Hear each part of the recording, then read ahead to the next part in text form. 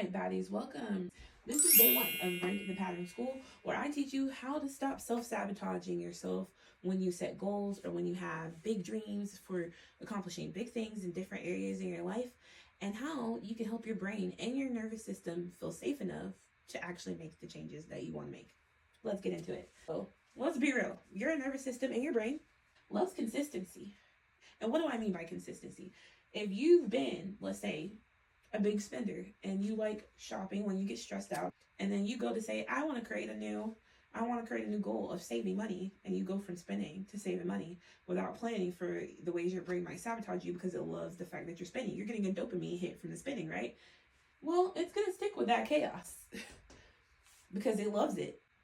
And not because it loves that you're struggling. Your brain doesn't know you're struggling. Your brain is wired to help you survive and feel safe. So if you've been spending money and it makes you feel safe, it's going to go towards the chaos over the new thing. And so even though chaos is bad, the current chaos that you're in is bad, it's going to stick with it. Why? Because it loves it. Because it makes it feel safe. And you haven't made your brain feel safe enough to make change. And in order for you to be able to make the change that you desire, you got to make your brain feel safe. Right? And so how do you do that? I bet you never thought I'd tell you, but it has something to do with this name.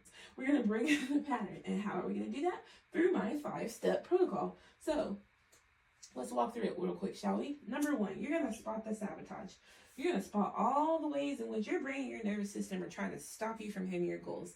Why? Because they don't feel safe. Again, remember, we want to make it your brain and your nervous system feel safe. So you kind of got to calm it down in order for it to do that. And you have to untrain your brain from thinking change is not safe.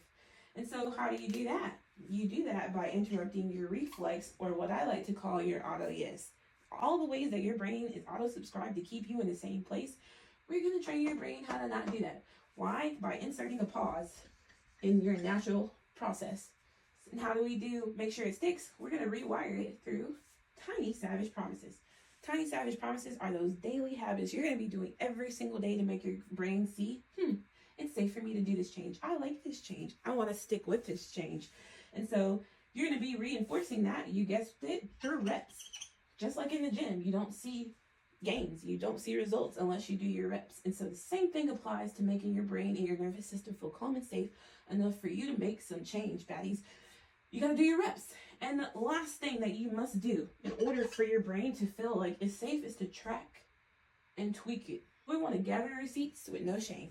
So why do we want to track it with no shame? Because data helps you overcome feelings. A lot of times your feelings and your ego lie to you, right? And that, my dears, is the Break the Pattern Protocol. And that is how we help your nervous system and your brain love change. And if you want to be able to make these changes, I have an upcoming challenge called Calm But Hot. And I'm going to be walking you through how to do this with one of your major problems in your life, or one of the major things that you want to change in your life before the end of the year is over. Details are going to be coming soon, but give me a follow in the meantime.